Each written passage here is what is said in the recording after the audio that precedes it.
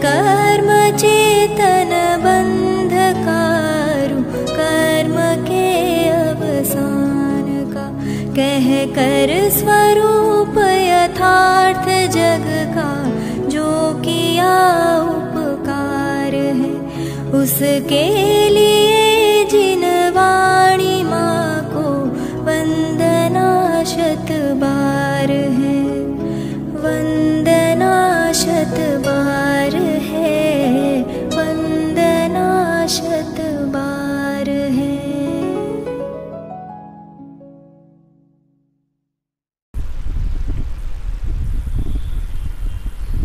मोक्ष मार्गस्य नेतारं भेत्तारं कर्म भूव्रतां, ज्ञातारं विश्वतत्त्वानां वन्दे तद्गुणलब्धये, वन्दे तद्गुणलब्धये। देखो, आज मैं स्वाध्याय के रूप में आपको ऐसी बात सुना रहा हूँ जो आपको स्वाध्याय के लिए भी काम आएगी और परीक्षाओं के लिए भी काम आएगी। कोई भी ग्रंथ पढ़ोगे, न्याय शास्त्र पढ़ोगे, चाहे दर्शन शास्त्र पढ़ोगे, चाहे संस्कृत के विद्वानों के बीच उठोगे बैठोगे, तो सब जगह काम आएगी। एक ऐसी विशेष बात आपको बहुत संक्षेप में मैं बताता हूँ। आपका सबका इस समय अध्ययन का समय है, परीक्षाएं चल रही है, बहुत समय नहीं लूँगा, लेकिन थोड़ी सी बात कुछ मुझे उम्मीद है कि आपको कुछ सहायता मिलेगी। देखो, मैं आपको भारतीय दर्शनों का परिचय देना चाहता हूँ, और वो इसलिए देना चाहता हूँ कि ये एक सबसे ज़रूरी, सबसे पहले होना चाहिए। ये बुनियादी प्रश्न है, ये हमारे सभी आचार्यों ने दिया है, और तो और प्रथमान योग के ग्रंथों में भी मिलता है।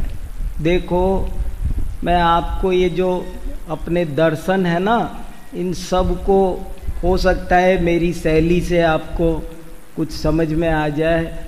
मैंने सोचा ये विषय अभी मैंने कल परसों हमारी यूनिवर्सिटी में बच्चों को पढ़ाया था, तो अभी एकाएक मेरे चित्त में वो विषय ताज़ा है, तो सोचा आपको थोड़ा सा ज्ञान कराऊं कि क्या होता है ये दर्शन, क्यों होते हैं इतने। और देखो, जैसे आदि पुराण ग्रंथ है उसमें भी ऐसा है, एक यशोधर चरित्र है, एक यशस तिलक चंपू है, ये तो बिल्कुल प्रथमान योग के कथा ग्रंथ हैं, लेकिन उन ग्रंथों में भी आचार्यों ने, अब हम आपको 60 दर्शनों का परिचय देते हैं, और दे करके सांख्य दर्शन ऐसा मानता है, बौद्ध दर्शन ऐसा मानता है, नैयायिक ऐसा मानते हैं। अगर हमको थोड़ा सा प्राइमरी नॉलेज सब दर्शनों का हो जाए तो जैन दर्शन को भी समझने में बहुत सुविधा हो। बिना अन्य दर्शनों को समझे हम लोग जो जैन आचार्यों की परिभाषाएं हैं उनको भी अच्छी तरह नहीं समझ पाएंगे। हमारे यहाँ जो भी परिभाषा बनाई ना, कोई भी, जैसे मान लो जीवो वो गमो अमुत्तिकत्ता सदैव, तो इसके पीछे एक रहस्य है बहुत बड़ा। वो रहस्य वही व्यक्ति समझ सकता है जिसको 60 दर्शनों का ज्ञान हो। एक एक पद एक एक दर्शन की अपेक्षा से है।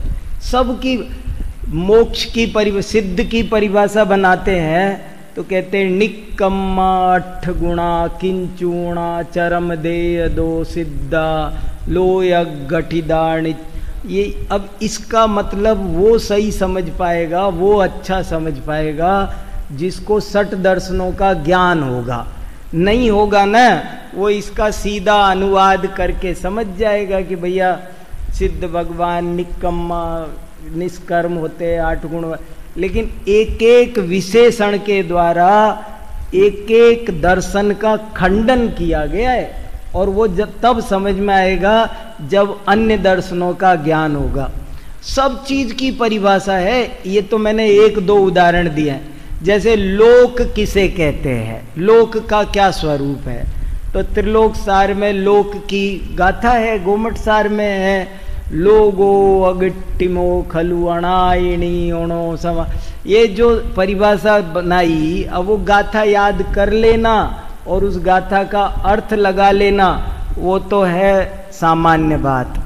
लेकिन उस गाथा का सही मतलब वो समझेगा जिसको 60 दर्शनों का, भारतीय अन्य दर्शनों का ज्ञान होगा ना, वो समझेगा।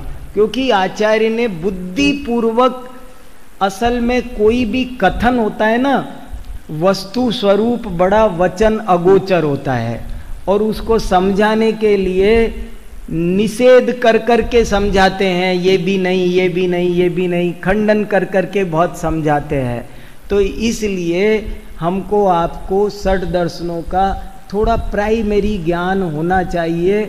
उससे आपको न्याय के ग्रंथों को पढ़ने में अब धीरे धीरे अब आप लोग जब आप्त मीमांसा, आप्त परीक्षा, ये ग्रंथ परीक्षा मुख आदि, वो तो जिसे 60 दर्शन नहीं आते वो समझ ही नहीं सकता। इसलिए 60 दर्शनों का ज्ञान सबको होना चाहिए, सामान्य स्वाध्यायी लोगों को भी होना चाहिए।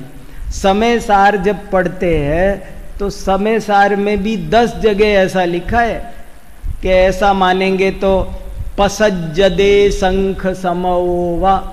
अब क्या शंख समो पसज्जदे माने क्या? सांख्य मत का प्रसंग आ जाएगा, तो सांख्य मत तो पता हो तब तो सांख्य मत का, तो अब इसलिए, और इन दर्शनों का परिचय प्राय अपने स्वाध्यायी लोगों को और विद्यार्थियों को भी होता नहीं है, कठिन सा लगता है। इसलिए मैंने सोचा मैं थोड़ा सरल करके आपको बताऊं तो आपको शायद थोड़ा सा याद रह जाए, हमेशा के लिए सुविधा रह जाए। देखो, अपने जितने भी दर्शन हैं उनको हम तो चार्ट बना के समझाते हैं बोर्ड में, और उसमें चार्ट से भी सब चीज़ों को अलग अलग बता देते हैं। पहले दर्शन को आप 2 भागों में बांटो। दर्शन का मतलब समझ गए आप? दर्शन माने दृष्टिकोण, नहीं कोई नहीं, दर्शन माने दृष्टिकोण, दर्शन माने एक मत, एक विचारधारा, और वो दर्शन विश्व भर में चलती हैं। और विश्व के दर्शनों को हम 2 भागों में पहले बांटते हैं, एक भारतीय दर्शन, एक पाश्चात्य दर्शन। ऐसे पहले दर्शन के 2 भाग करो, भारतीय दर्शन और पाश्चात्य दर्शन। अब पाश्चात्य दर्शन के फिर बहुत सारे भेद है, लेकिन अभी आज मैं उसमें नहीं जाता हूँ, आपको बाहर की फिलॉसफीज नहीं बताता हूँ। बाकी बाहर की फिलॉसफीज भी अलग अलग है, और किसी दिन उनका भी आपको थोड़ा सा मैं परिचय दे सकता हूँ, तो आपको बड़ी सुविधा हो जाएगी। ग्रीक वालों का दर्शन अलग है, और आपको बहुत सारी बातें ऐसी बताने की है कि वो ग्रीक दर्शन में भी कैसे कैसे अपनी बातें हैं, वो सब भी बताने की होती है।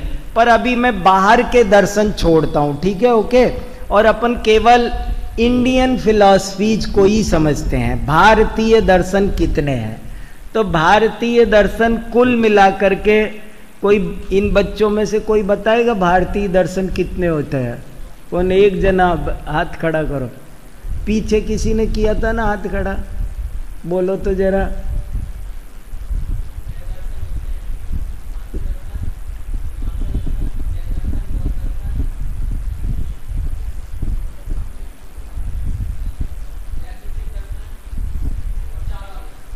तुम बोलना आगे।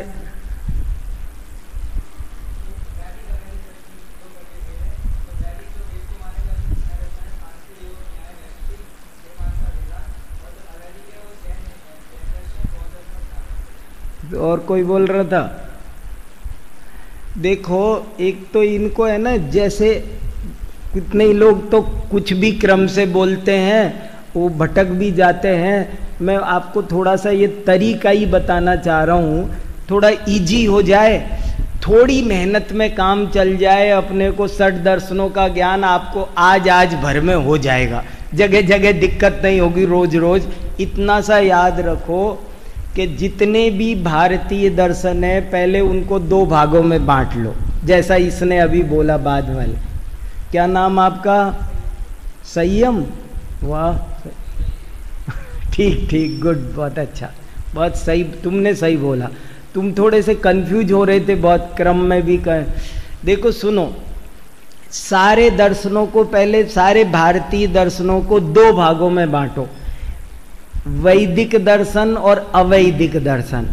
एक बात और सुनो, बहुत से लोग ऐसे बांटते हैं आस्तिक दर्शन और नास्तिक दर्शन, लेकिन आप इस बात को बहुत सावधानी से, शालीनता से कभी भी रख सकते हो दूसरे के सामने भी, कि वो लोग जैन दर्शन को नास्तिक में गिना देते हैं। जैन, बौद्ध, चारवाक ये नास्तिक है, लेकिन जैन दर्शन नास्तिक बिल्कुल नहीं हो सकता। क्यों नहीं हो सकता, उसका कारण भी सुनो, आपको पता होना चाहिए। जैन दर्शन नास्तिक दर्शन क्यों नहीं है? उनकी परिभाषा से ही नहीं है, हमारी छोड़ो। देख, उनकी परिभाषा ही पाणिनि का सीधा सीधा संस्कृत का सूत्र है, नास्ति दिष्टम मतिर्यस्य स नास्तिका। जो अदृष्ट को नहीं मानता, जो पुण्य पाप स्वर्ग नरक आत्मा परमात्मा, इनको जो नहीं मानता वो नास्तिक है। तो अब बताओ, जैन दर्शन इनको मानता है कि नहीं मानता है? जैन दर्शन इनको मानता, इसलिए वो नास्तिक नहीं है।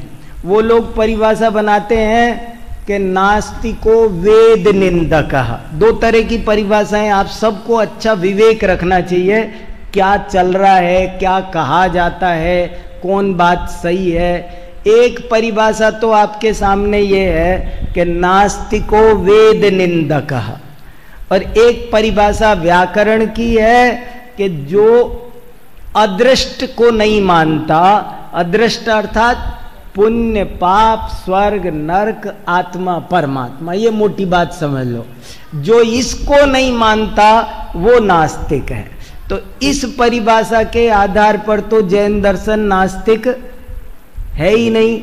और उन्होंने जो परिभाषा कही कि नास्तिको वेद निंदक, अगर ये परिभाषा हम मानेंगे तो ये तो मोनोपोली की परिभाषा हुई।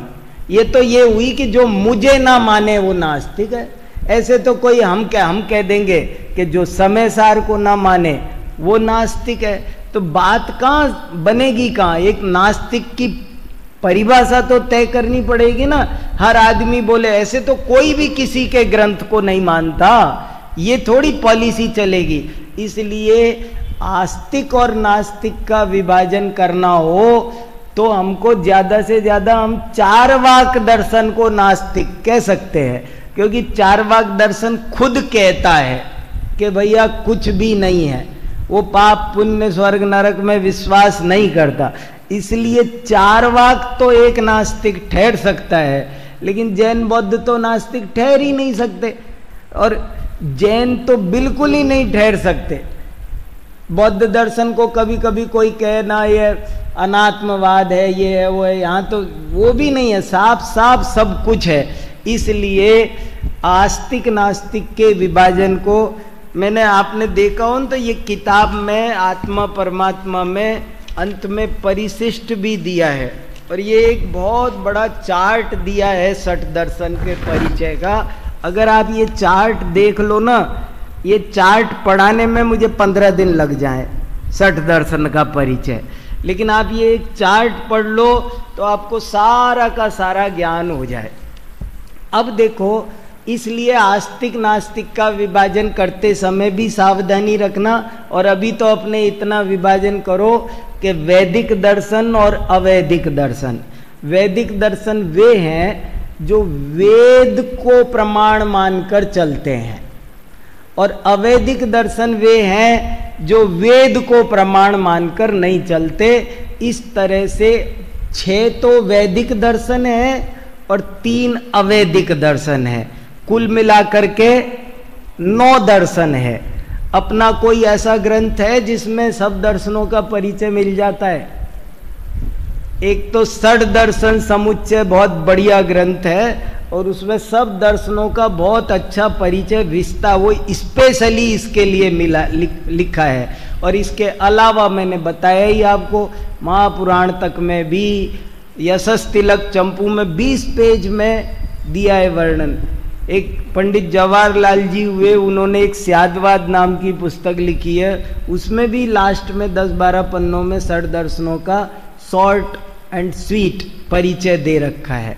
पर अब आप मुझसे सुनो थोड़ा सा कि अब ये जो अवैदिक दर्शन है वो 3 हैं, जैन दर्शन, बौद्ध दर्शन और चारवाक दर्शन। जैन दर्शन का परिचय मैं आपको अभी नहीं देता हूँ, वो आप अपन रोज ही पढ़ रहे हैं, पढ़ते रहे हैं, पढ़ेंगे। बौद्ध दर्शन का परिचय देने के लिए आपको छोटी छोटी 2-3 बातें बताता हूँ। देखो, अपने जैन आगमों के अनुसार अगर समझोगे तब तो बात अलग है, और उनके हिसाब से भी समझो तो मोटी मोटी बातें, उनका किन किन नामों से उल्लेख मिलता है। हर दर्शन के कई कई अपर नाम भी है, हमको वो भी पता। अब जैसे इति सौगतः, सौगतः माने वो बौद्ध दर्शन को, गौतम बुद्ध का दूसरा नाम था सुगत, इसलिए बौद्ध दर्शन को सौगत दर्शन भी कहते हैं। इति तथागताः, तथागत दर्शन भी बौद्ध दर्शन का ही नाम है। तो ऐसे एक एक दर्शन के अनेक अनेक नाम हैं। बौद्ध दर्शन के अपर नाम ये है। बौद्ध दर्शन के कई संप्रदाय है, पर जिनमें से 4 मुख्य है, सौत्रांतिक, माध्यमिक, योगाचार और वैभाषिक। अब ये इतना डिटेल ना भी याद रहे, पर मोटा मोटा इनके कई संप्रदाय है, मोटे मोटे उनमें फर्क है। और इनके ग्रंथ के क्या नाम, किन ग्रंथों पर चलते हैं? इनके ग्रंथ त्रिपिटक है। कौन धर्म किस ग्रंथ को मानता है, क्या क्या क्या उनके सिद्धांत है, क्या उनकी थोड़ी सी उनकी पॉलिसीज, उनके बारे में थोड़ा परिचित होना चाहिए। तो बौद्धों के ग्रंथ है त्रिपिटक। त्रिपिटक क्यों कहते हैं? क्योंकि वो 3 का पिटारा है, उनके 3 मूल ग्रंथ माने जाते हैं, इसलिए उसको त्रिपिटक कहते हैं। सुत्त पिटक, विनय पिटक, अभिधम्म पिटक, 3 पिटक है, इसलिए उनको त्रिपिटक उनके ग्रंथ हैं। और उनके जो मुख्य सिद्धांत है वो एक तो क्षणिकवाद है, आप ये समझ। सबसे मुख्य सिद्धांत आपको जगह जगह बौद्ध मत का प्रसंग आएगा, तो बौद्ध मत का प्रसंग आएगा मतलब है सर्वथा क्षणिकवाद का। सांख्य और बौद्ध परस्पर विरोधी माने जाते हैं। जब कभी सांख्य कहता है कि जो करता है वो ही भोगता है, बौद्ध कहते हैं कर्ता अन्य है, भोगता अन्य है। मगर जैन दर्शन कहता है कि पर्याय की अपेक्षा देखो तो कर्ता अन्य है, भोगता अन्य है। मनुष्य करता है, देव भोगता है। बात पर्याय अपेक्षा सही हो गई।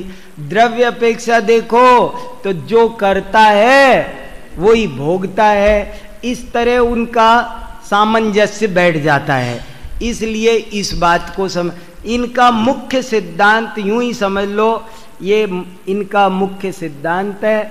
ये बौद्ध दर्शन का इतना मोटा सा परिचय। बहुत बारीक में जाओ तो इसमें और कई बातें हैं। क्या वो सर्वज्ञ के बारे में, आत्मा के बारे में, तत्व व्यवस्था कितनी है, 4 आर्य सत्य मानते हुए, वो सब मोटी मोटी बातें हैं, वो मालूम रहे। चारवाक दर्शन के उसका सीधा सच्चा सिद्धांत है यावत् जीवेत सुखम जीवेत, ऋणम कृत्वा घृतम पिबेत, भस्मीभूतस्य देहस्य पुनरागमनम कुतः। ये चारवाक शब्द का मतलब समझते? चारवाक क्या?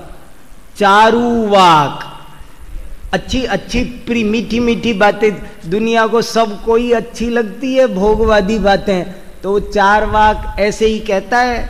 कोई स्वर्ग नरक पाप पुण्य कुछ नहीं होता, मस्त रहो, एंजॉय करो, खाओ पियो, कर्जा भी लेकर के करो तो करो, सब छोड़ जाओ, चुकाने वाले चिंता करेंगे, तुम क्या चिंता करो। तो वो बातें जरा कहने सुनने में सबको प्रिय सी लगती है, इसलिए उसका नाम है चारवाक दर्शन। ये चारवाक दर्शन हुआ, ये बौद्ध दर्शन हुआ, ये जैन दर्शन। तो 3 दर्शन ऐसे हैं जो वेदों को प्रामाणिक मानकर चिंतन प्रस्तुत नहीं करते हैं, इसलिए उनको अवैदिक दर्शन कहते हैं। और वैदिक दर्शनों में आप एक साथ आप 3 नाम याद करो, नहीं तो फिर परेशान होगे।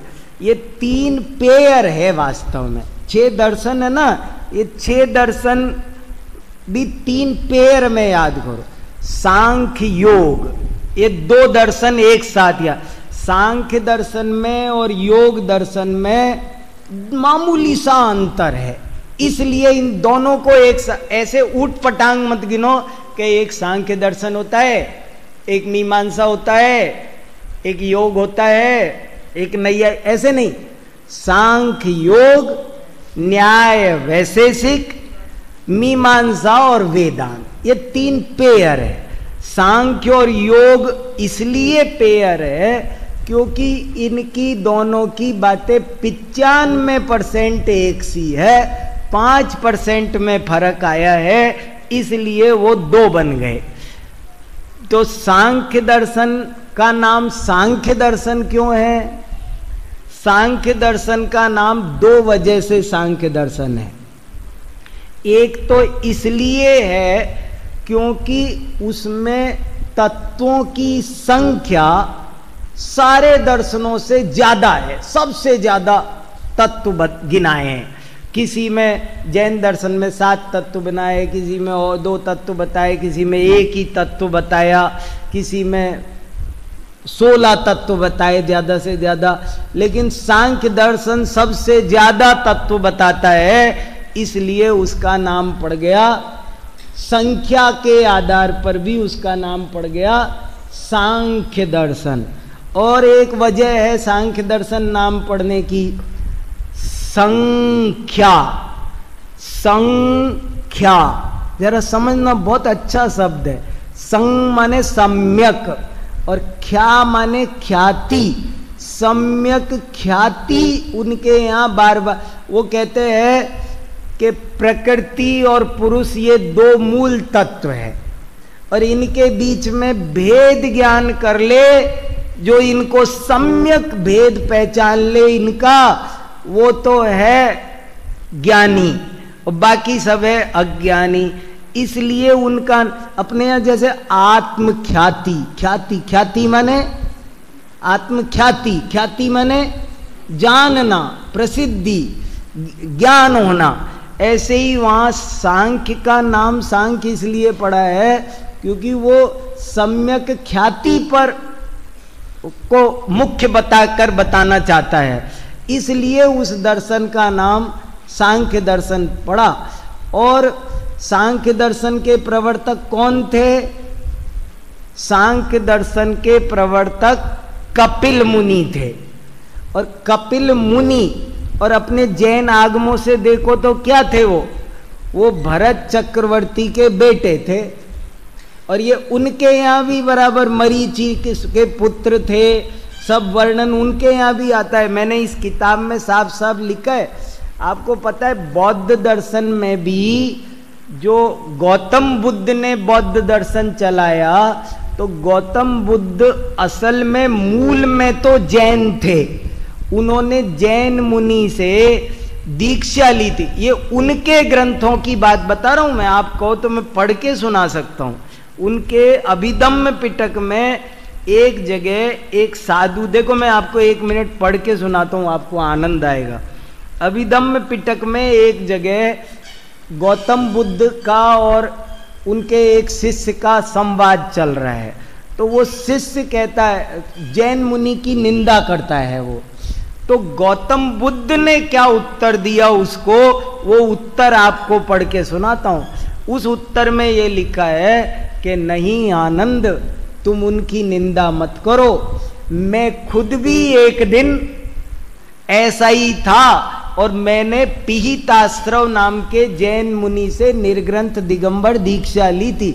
और ये पिहिताश्रव मुनि का उल्लेख हमारे यहाँ भी उसमें जो दर्शन सार नाम का ग्रंथ है ना देवसेन आचार्य का, उसमें उल्लेख आया है कि देवसेन आचार्य ने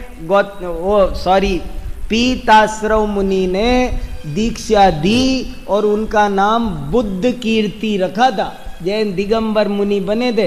और देखो उनके वचन सुनो, गौतम बुद्ध के, ये पाली भाषा में लिखे हैं मेरे पास में, अचेल को नंबर सब डले हैं, अचेल को होमी अत्ताप लेखनो। मैं हिंदी में पढ़ दूं तो समझ में आ जाए जल्दी से, देखो समय कम लगे। कि हे भिक्षुओं, मैं वस्त्र रहित रहा, आहार अपने हाथों से लिया हुआ किया, मैंने आहार अपने हाथों से ही किया, न मैं किसी का लाया हुआ आहार लेता था, न अपने उद्देश्य से बना हुआ लेता था, न निमंत्रण से जाकर भोजन करता था, न बर्तन में करता था, न थाली में करता था, न मैंने गर्भिणी स्त्री से कभी आहार नहीं लिया, न बच्चे को दूध पिलाने वाली से लिया, न मलिन स्थान से लिया, न मैंने कोई मांस मछली आदि लिया, मैंने प्रासुक जल का सेवन किया। इस तरह और मैंने मस्तक दाढ़ी मूछों के केस लॉन्च किए और उस केस लॉन्च की क्रिया को भी चालू रखा। एक बूंद पानी पर भी दयालु रहता था, क्षुद्र जीव की हिंसा भी मेरे द्वारा न हो ऐसा मैं सावधान रहता था। किंतु यह चर्या मुझे कठिन लगी, तब बाद में मैंने मध्य मार्ग अंगीकार किया। ये देखो अभी दम में पिटक में खुद उन्होंने लिया। तो ये सब वर्णन आपको तो ज्ञान में रहना चाहिए कि ऐसा ऐसा स्वरूप है उसका। खैर, तो सांख्य दर्शन भी भरत चक्रवर्ती के बेटे पोतों ने प्रवर्तित किया आदिनाथ भगवान के साथ में, वो भी। और इनके यहाँ भी भागवत में भी लिखा सब, हिरण्यगर्भो योगस्य वक्ता नान्य पुरातन है। हमें तो दूसरे दर्शनों के भी मैं कई श्लोक आपको जरा जरा सा परिचय भर देना है ना मुझे। तो सांख्य दर्शन में और योग दर्शन में फर्क क्या पड़ा वो देखो आप, जरा सा फर्क पड़ा। सांख्य दर्शन भी ईश्वर को कर्ता धर्ता नहीं मानता था। प्रकृति और पुरुष दो तत्वों से मिलकर ये सारी सृष्टि चल रही है। उनके यहाँ भी पुरुष है, वो चेतन है।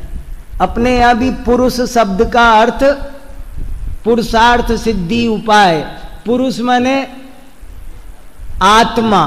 उनके यहाँ भी पुरुष है, वो चेतन है। इतना फर्क है कि वे पुरुष को सर्वथा शुद्ध बुद्ध मानते हैं। उनके यहाँ सारा विकार प्रकृति करती है।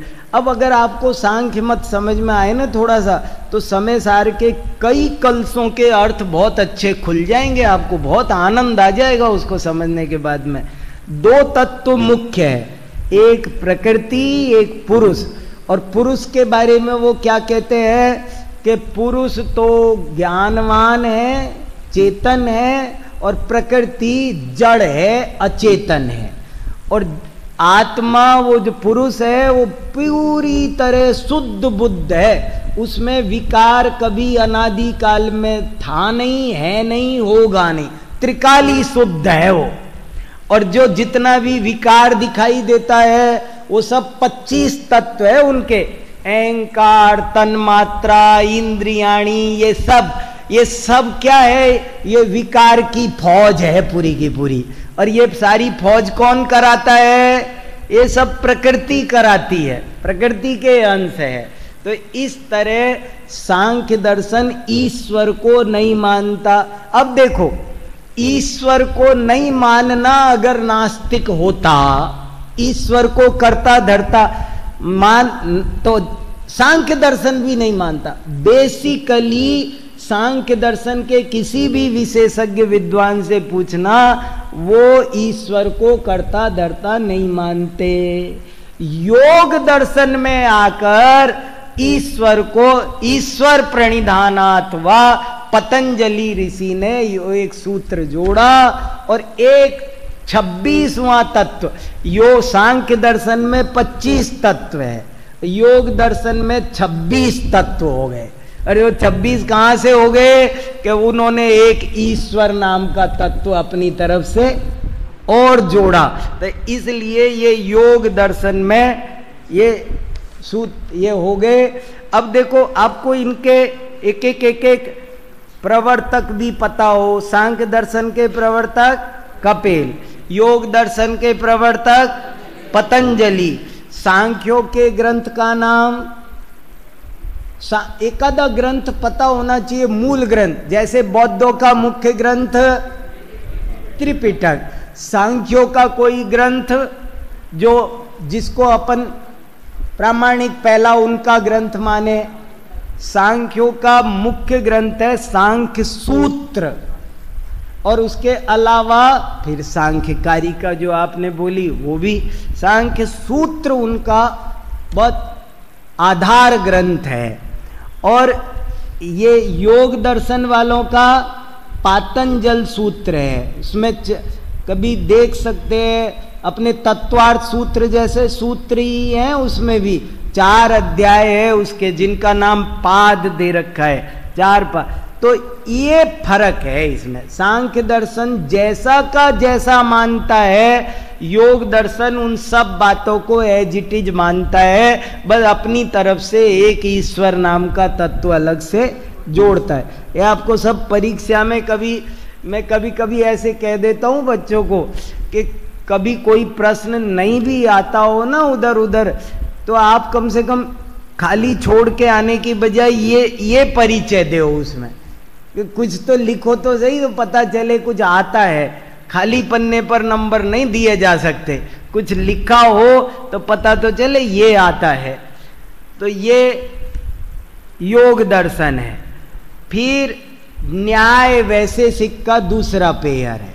न्याय दर्शन और वैशेषिक दर्शन में भी मामूली सा अंतर है, वही कॉपी करते हैं। 95% बातें दोनों की एक सी है। अब देखो, अब न्याय दर्शन को अक्षपाद दर्शन भी कहते हैं। अक्षपाद क्यों कहते हैं? क्योंकि इसके प्रवर्तक महर्षि गौतम थे, और देखो इनका प्रवर्तक तो गौतम ऋषि थे, और गौतम ऋषि का दूसरा नाम अक्षपाद भी था।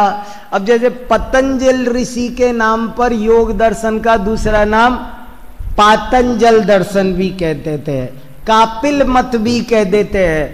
कपिलादि रचित श्रुत को अभ्यास, तो कपिलादि माने यही सांख्य दर्शन के प्रवर्तक। तो न्याय दर्शन का दूसरा नाम न्याय अक्षपाद दर्शन भी है। प्रवर्तक कौन है? गौतम ऋषि। और उनका आपको इनकी एक प्रसंग सुनकर अच्छा लगेगा। इनका नाम अक्षपाद क्यों था? एक कहानी आती है इस बारे में कि गौतम ऋषि पढ़ने के बहुत शौकीन थे, रात और दिन पढ़ा करते थे बहुत। और एक बार ऐसे पढ़ने में मगन थे कि पढ़ते भी जा रहे थे और चलते भी जा रहे थे, और जाते जाते जंगल में पहुंच गए। जंगल में भी किसी गहरी खाई में उतर गए और पढ़ते ही जा रहे, पता ही नहीं मैं कहाँ पहुंच गया, खाई में उतर गए। जब वो खाई में उतर गए तो कोई वन देवता प्रकट हुआ और उसने कहा कि भैया आप तो बड़े पढ़ने वाले हैं, तो कोई वरदान मांगो। तो उन्होंने मना किया। आखिरकार जब कहा बहुत, तो कहा कि आप ऐसे करो, मेरे पैरों में 2 आंखें लगा दो, तो ये 2 आंखें मेरी हमेशा पढ़ने के काम आ जाएगी, और चलने की कभी जरूरत पड़े तो पैर में 2 आंख अलग से। काल्पनिक कथा है, सिर्फ ये बताने के लिए कि अध्ययन प्रेमी कैसे थे, और अपन को थोड़ी प्रेरणा मिल जाए कि खूब अध्ययन करना चाहिए। बहुत देखो प्रवचन सार में चरणान योग चूलिका में पढ़ोगे तो आपको बार बार आगम चेठा तदो जेठा, बार बार बार बार स्वाध्याय स्वाध्याय स्वाध्याय स्वाध्याय, वही बातें चलती है। तो देखो, तो न्याय दर्शन में का भी मुख्य ग्रंथ कौन सा है? उनका भी न्याय सूत्र है। न्याय सूत्र उनका मुख्य ग्रंथ है। और ये बहुत सारे देखो जैन न्याय में और नैयायिकों के न्याय दर्शन के अनुयायी को क्या बोलते हैं? नैयायिक। जिन दर्शन के देखो, जिन दर्शन के बहुत नाम है जैन दर्शन के, वो बहुत याद, कहीं कहीं आपको ऐसा लिखेगा अपरे दिगंबरहा, दिगंबर दर्शन भी जैन दर्शन का नाम है। निर्ग्रंथ दर्शन वो भी जैन दर्शन का नाम है। श्रमण दर्शन वो भी जैन दर्शन का नाम है। इति आर्हता, आर्हता माने जैन। अब देखो जैन दर्शन के कितने सारे अपर नाम है। जैन दर्शन कहो, आर्हत दर्शन कहो, निर्ग्रंथ दर्शन कहो, श्रमण दर्शन कहो, सब पर्यायवाची है ये सारे के सारे। और हमारा भी प्रतिनिधि ग्रंथ कौन है? तत्वार्थ सूत्र। तत्वार्थ सूत्र इसीलिए एक ऐसा महत्वपूर्ण ग्रंथ की रचना की गई कि जिसको पूर्ण प्रामाणिकता से प्रतिष्ठा मिल सके। सभी दर्शनों के पास सूत्र ग्रंथ है, और कैसी कुशलता से इस ग्रंथ का निर्माण हुआ होगा कि दिगंबर, श्वेतांबर, 13 पंथी, 20 पंथी, थानकवासी, किसी को भी इस ग्रंथ में कोई ऐतराज है ही नहीं। ऐसा प्रामाणिक पूरी हमारी पूरी तत्व व्यवस्था, हमारी दर्शन व्यवस्था, हमारा अध्यात्म, हमारा चरणान योग, सब कुछ आ गया और विवाद पूर्ण कोई भी बात बची नहीं। इतनी कुशलता से उस तत्वार्थ सूत्र की, कितने कुशल उमा स्वामी मुनिराज होंगे कि उस ग्रंथ की रचना की। तो वो तत्वार्थ सूत्र हमारा ग्रंथ है। और नैयायिकों का न्याय सूत्र हो गया, सांख्यों का सांख्य सूत्र हो गया, योग वालों का पातंजल योग सूत्र, योग सूत्र भी है और पातंजल सूत्र भी उसी का दूसरा नाम है। और वैशेषिक दर्शन, वैशेषिक दर्शन में और न्याय दर्शन में इतना सा फर्क है कि ये वैशेषिक दर्शन एक विशेष नाम का तत्व अलग से मानता है। सब तत्व वही मानता है, लेकिन जैसे सांख्य और योग में क्या फर्क निकला कि जो बातें सांख्य मानता है वही सब योग मानता है, बस एक तत्व अपनी तरफ से और जोड़ देता है। ऐसे ही नैयायिक और वैशेषिक में क्या फर्क हुआ कि नैयायिक जो मानते हैं वही सब। आपको पता है योग में और योग में फर्क है। अपने न्याय ग्रंथों में आप्त परीक्षा वगैरह में जब ऐसा आए ना इति यौगा, यौगा, तो यौगा माने जहां भी यौगा आया है वहां यौगा का अर्थ है न्याय वैशेषिक वाले। यौगा माने योग दर्शन वाले नहीं, न्याय वैशेषिक दर्शन को योग, क्योंकि दोनों एक से है। ये एक ही फर्क है कि ये वैशेषिक विशेष नाम का पदार्थ एक अलग मानते हैं, और जिससे हुआ क्या कि द्रव्य अलग, गुण अलग, कर्म अलग, सब चीजें अलग अलग हो गई, और वो विशेष नाम का तत्व उनको जोड़ता फिरता है।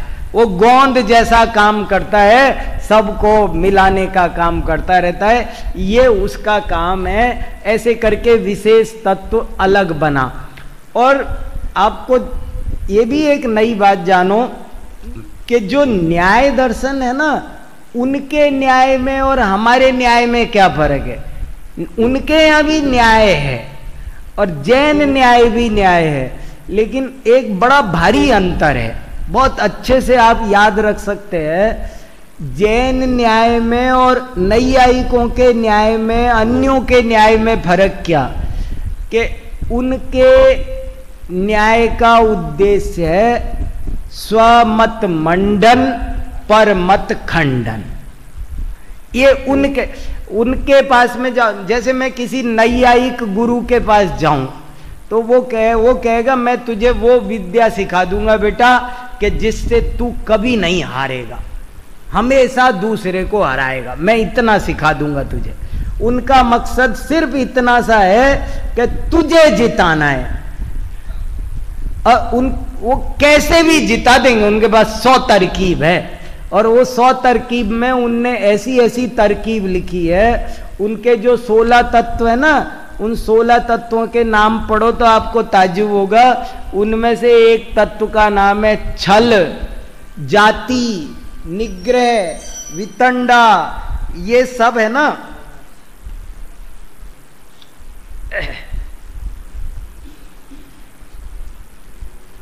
ये सारे तत्व, छल, जाति, निग्रह, वितंडा, ये बोले हम इनका भी प्रयोग कराएं, लेकिन हम तुझे हारने नहीं देंगे। बस उनका एक ही उद्देश्य है, तुम्हारी विजय और दूसरे की पराजय। जैन न्याय का ये उद्देश्य बिल्कुल नहीं है। जैन न्याय का उद्देश्य है तत्वाधिगम, प्रमाण नयैरधिगम। जैन न्याय कहता है मैं तो तत्व का अधिगम करा सकता हूं, मैं सत्य की पहुंच। जैसे वकील 2 तरह के होते हैं। एक वकील तो कहता है कि भाई मैं तुझे जिता दूंगा, दूसरा वकील कहता है मुझे पहले बात सही सही समझाओ, क्या हुआ, पूरी घटना सुनेगा, और सुनने के बाद कहेगा देखो भैया मैं तो जो सच्चाई है वो खोज के निकाल दो, ये सच्चाई क्या है, जहां का सच्चाई निकाल दूंगा। ऐसे ही यहां दर्शन में भी जैन न्याय में और उनके न्याय में फर्क है। उनका न्याय तो सिर्फ इसलिए है कि हम तो तुम्हें जिता देंगे, लेकिन जैन न्याय ऐसा नहीं है। जैन न्याय तो वो तो कहता है तत्वाधिगम। आपने एक सूक्ति सुनी हो तो 2 तरह के लोग होते दुनिया में, एक तो होते खरा सो मेरा और एक होते मेरा सो खरा। क्या फर्क है दोनों में? एक तो खरा सो मेरा और एक मेरा सो खरा। एक तो जो मैंने कह दिया वो खरा है, एक कहता है भैया जो खरा है वो मेरा है, उसमें क्या। तो जैन न्याय कहता है जो खरा सो मेरा, ये फर्क। तो ये न्याय दर्शन, ये वैशेषिक दर्शन, मीमांसा दर्शन और वेदांत दर्शन का तीसरा पेयर है। पहला पेयर हो गया सांख्य योग का, दूसरा हो गया न्याय वैशेषिक का, और तीसरा पेयर है मीमांसा और वेदांत का। मीमांसा दर्शन को दूसरा नाम जैमिनीय दर्शन भी कहते हैं। प्रवर्तक के नाम से उनका नाम चल पड़ता है, तो क्योंकि उसके प्रवर्तक ऋषि जैमिनी ऋषि थे। अभी इसमें बहुत सारी बातें बारीक भी है। देखो कौन दर्शन कब से चला ये भी एक अपेक्षा है, और एक अपेक्षा हमारे आचार्यों ने ये भी लिखा है, ये सब जीव की मिथ्या मान्यताओं के नाम है, एक एक मत के नाम है, और अनादिकाल से ही चले आए हैं। वही दर्शन, वो जो हमारे यहाँ स्यादवाद में जिस हाथी की बात आती है ना, 6 जन्मांध लोग, वो 6 जन्मांध कौन है? यही 6 जन्मांध है ये। इसलिए ये मीमांसा दर्शन को, और एक बात याद रखो, मीमांसा दर्शन को पूर्व मीमांसा भी कहते हैं, और वेदांत दर्शन को उत्तर मीमांसा कहते हैं। क्यों? जो वेद के पूर्व भाग को ज्यादा मानता है वो पूर्व मीमांसा, और जो वेद के उत्तर भाग को ज्यादा मानता है वो उत्तर भाग क्या है कि जो उपनिषद आदि है जिनमें घोर अध्यात्म विद्या सी भरी पड़ी है, उनका नाम है उत्तर भाग। इसलिए वो उत्तर भाग को मानने वाले हैं उत्तर मीमांसक अर्थात वेदांती। और वेदांतियों का एक ही तत्व है, वो कहते एकमेव अद्वितीयम ब्रह्म नेय नास्ति कश्चन है, ब्रह्म सत्यम जगत मिथ्या। दो तत्व नहीं मानते हो, एक ही तत्व मानते हैं। ये बात अलग है कि हमारे आचार्यों ने सबकी बातों को सुन सुनकर सब उन्हीं की बातों से सिद्ध कर दिया कि ब्रह्म है, बाकी सब माया है। एक ब्रह्म, ब्रह्म सत्यम जगत माया मिथ्या। तो प्रश्न किया माया है कि नहीं है? भाई एक ब्रह्म है, बाकी माया है। माया है कि नहीं है? माया ही सही, माया है ना, तो दो हो गए ना। ऐसे करके बहुत सारे तर्क दिए और बहुत सारी बातें ऐसी ऐसी आई है। और एक और होता है इन षड दर्शनों के ऊपर बादशाह, आपने नाम सुना हो, उसका नाम होता है तत्वोपलववादी, तत्व उच्छेदवादी भी होता है। वो चारवाक जैसा होता है, वो कोई तत्व नहीं मानता, उसका कहता है तत्व कुछ होता ही नहीं, जो भी बात करो सब उच्छेद करेगा, नाश करेगा, कुछ नहीं हो। आप सम्यक दर्शन किसे कहते हैं? वो कहता है किसे कहते हैं कि बात बाद में करेंगे, सम्यक दर्शन नाम कोई चीज ही नहीं होती, तुम क्या बात कर रहे हो?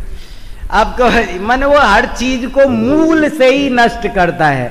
तो उससे कहा जब कुछ नहीं है तो फिर तू है कि नहीं है? अगर कुछ नहीं है तो तू तो है कि नहीं है? शून्यवादियों का खंडन किया, उच्छेदवादियों का खंडन किया।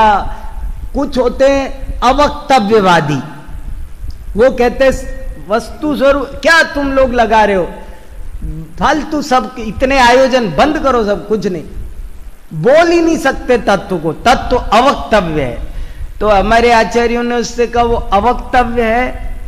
तो अवक्तव्य पद से वक्तव्य है कि नहीं? अवक्तव्य है ऐसा तुम क्यों बोल रहे हो? अवक्तव्य है बोल रहे हो ना तुम, अवक्तव्य पद से ही वक्तव्य हो गया वो। ऐसे ही उसने कहा कि भैया शून्य है या नहीं है, अभाव है, तो कहा तुम सिद्ध करो। तो सिद्ध करने के लिए अगर तुम तर्क युक्ति दोगे तो ये बताओ तर्क युक्ति है कि नहीं है, प्रमाण तत्व है कि नहीं है? तो दो तत्व तो फिर हो गए ना, एक साध्य होगा, एक साधक होगा, दो तत्व तो मानने पड़ेंगे ना, कैसे बिना माने चलेगा? ऐसी ऐसी बारीक बातें जैनाचार्यों ने की है। उन्होंने बहुत बारीक बारीक तर्कों में जा जाकर इन मतों की बड़ी समीक्षा की है। तो वेदांत दर्शन को उत्तर मीमांसा कहते, मीमांसा दर्शन को पूर्व मीमांसा भी कहते हैं, मीमांसा दर्शन को जैमिनीय दर्शन भी कहते हैं, और वेदांत दर्शन को बादरायण दर्शन भी कहते हैं, क्योंकि उसके प्रवर्तक बादरायण ऋषि थे। जैमिनी वालों का भी देखो सबके सूत्र ग्रंथ है ये। और वास्तव में कभी किसी को षड दर्शनों का थोड़ा ज्ञान करना हो ना, तो एक सभी दर्शनों के सूत्रों का एक संग्रह छप सकता है, एक बढ़िया।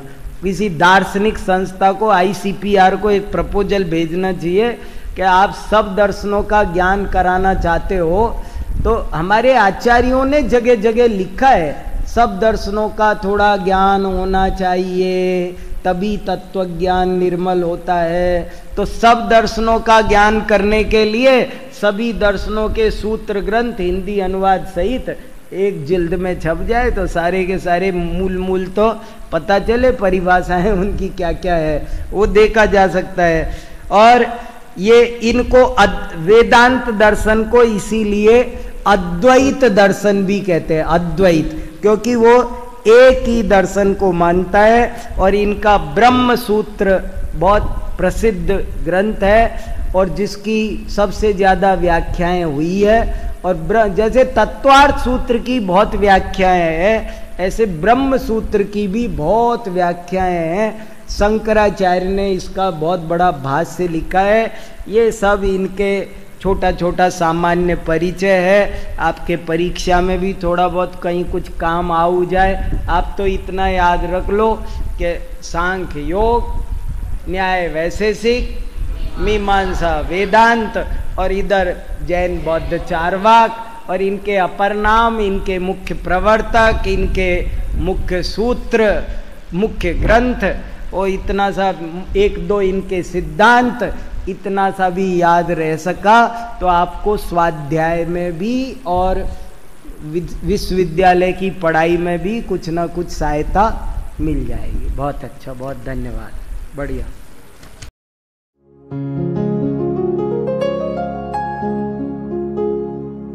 निज निधि निज में बताए, यह अनंत उपकार है उसके लिए जिन वाणी माँ को वंदना शत बार है, वंदना शत बार है, वंदना शत बार है।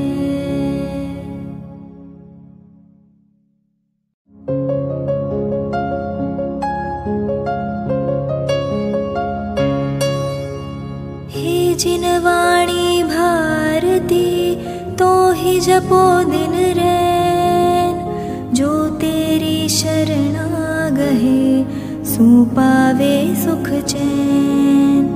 जा वाणी के ज्ञान ते सूझे लोकालोक, सो वाणी मस्तक नवो सदा देत हो ढोक, सदा देत हो